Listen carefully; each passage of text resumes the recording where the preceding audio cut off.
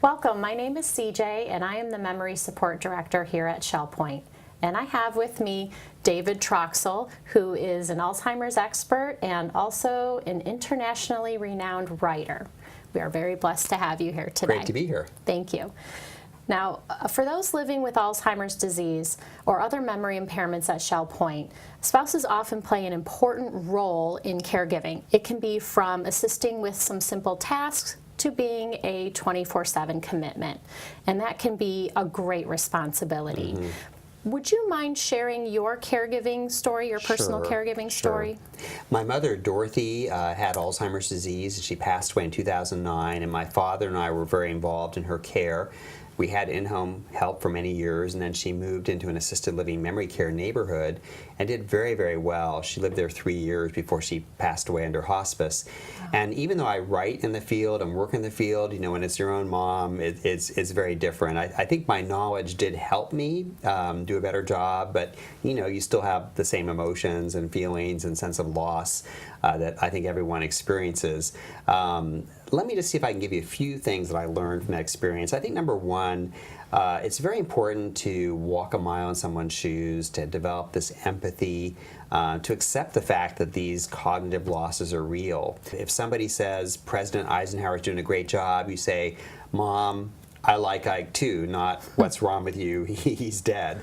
So don't argue, don't correct, try to let go of the little stuff. I think the second thing that I learned is to really lift up elements of the person's life story, because particularly when staff are involved, they don't know my mother the way I know her. So I think you want to be sure to educate people, maybe even get a little card and do like the top 10 things about my wife or my spouse.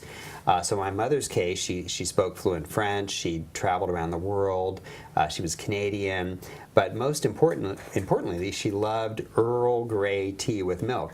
And so I wanted to make sure the caregivers knew that when she was having a bad day, if you offer her her favorite beverage just the way she likes it, it was amazingly effective, very calm. It helped her feel known and connected. So again, much better than any powerful antipsychotic meds. So again, you know, kind of empathy, life story work, all of those are very important.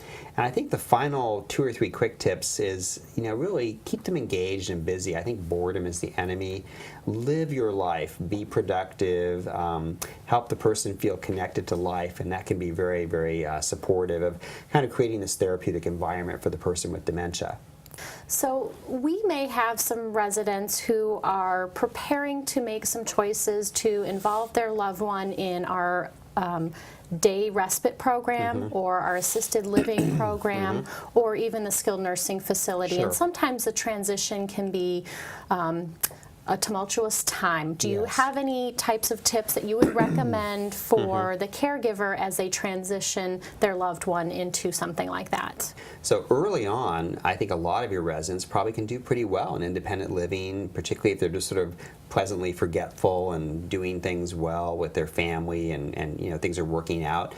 But what if the person starts getting up at night and the spouse or caregiver, they themselves begin to lose sleep? What if somebody wanders? What if somebody becomes increasingly isolated and not able to, you know, be part of life? Well, that's when you want to look at this sort of caregiving journey. I'm a huge fan of adult day center care. I think having a day program is very therapeutic. Get the person out of the house, get them to be with others, because I think if you keep them in your home isolated, or even sometimes with a one-on-one caregiver, they're not in that social milieu that is so powerful and good for the brain. So I think from my own experience, the day center is a great way to sort of dip your toes in this and see if your spouse or you know the person you're involved with, if they're doing well in the social setting. And then finally, skilled nursing. I'm so pleased to see that there's a huge emphasis and effort that your team is undertaking to enhance activity programming, create more energy and excitement for people living with memory loss who would benefit from music and pet therapy and more time out of doors and meaningful conversation, meaningful activity. So I think your goal of having this sort of philosophy of relationships, of best friends, of socialization will really be effective at all these different levels of care. Well, we're definitely looking forward to implementing the life story and being able to assist with any transitions with caregivers.